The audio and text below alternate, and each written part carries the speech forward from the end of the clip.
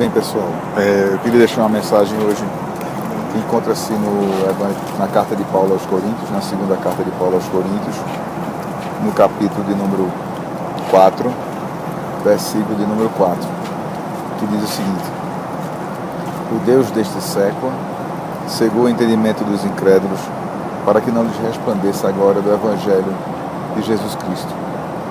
E eu queria trazer uma reflexão para você com relação ao que é o Deus desse século, né?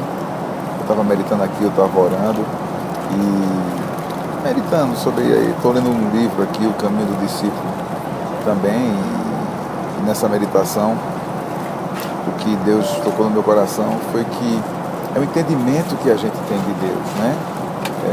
Quando a gente fala da Deus desse século, é aquele Deus que é entendível, aquele Deus limitado, aquele Deus da ciência, aquele Deus das pessoas do mundo que querem entender Deus. E eu entendo que quando a gente quer entender Deus, a gente limita Deus. Nós criamos um limite em Deus, um limite que é o nosso próprio limite de entendê-lo. Então, na hora que eu digo quem é Deus e que eu procuro explicar e que eu procuro entender quem é Deus, eu estou criando um limite nesse Deus. Eu estou parametrizando Ele, limitando Ele. E o Deus verdadeiro é um Deus que é ilimitável, ilimitado. É um Deus que a gente... não é para que a gente o entenda, o limite, é para que a gente viva Ele, né?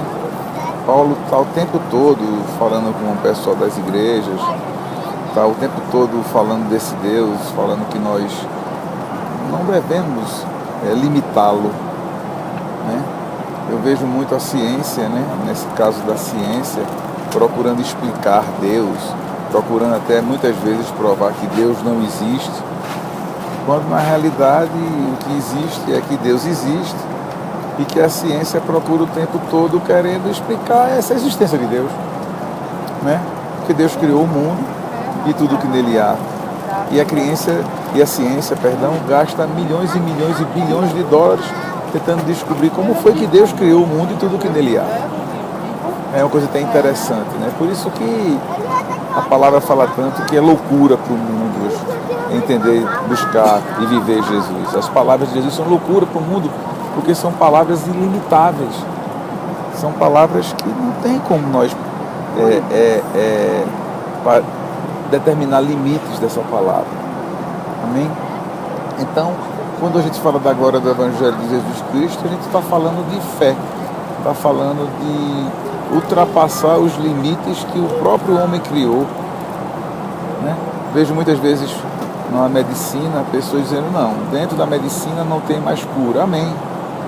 Porque a gente está entendendo que dentro dos limites daquele médico, dentro dos limites daquela ciência, dentro do limite daquela situação, o homem chega e diz: dentro do que eu entendo, dentro do que eu compreendo, dentro do que eu aprendi, não existe mais solução para aquele caso, por exemplo.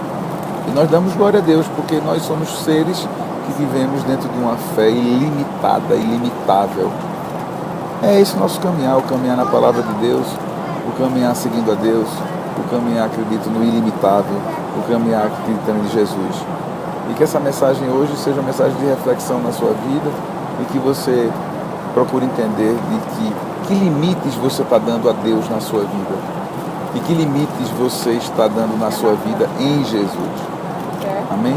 Que nós possamos caminhar nessa caminhada ilimitável, acreditando no Deus, acreditando em Jesus, vivendo essa caminhada onde não há limites para aqueles que estão em Cristo. Não limites para viver uma vida mundana, mas não há limites para a fé de cada um de nós.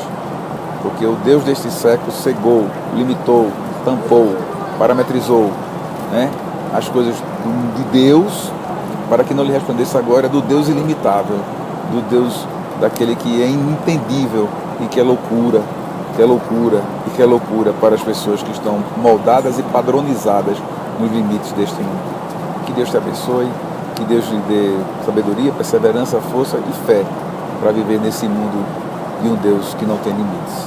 Deus te abençoe.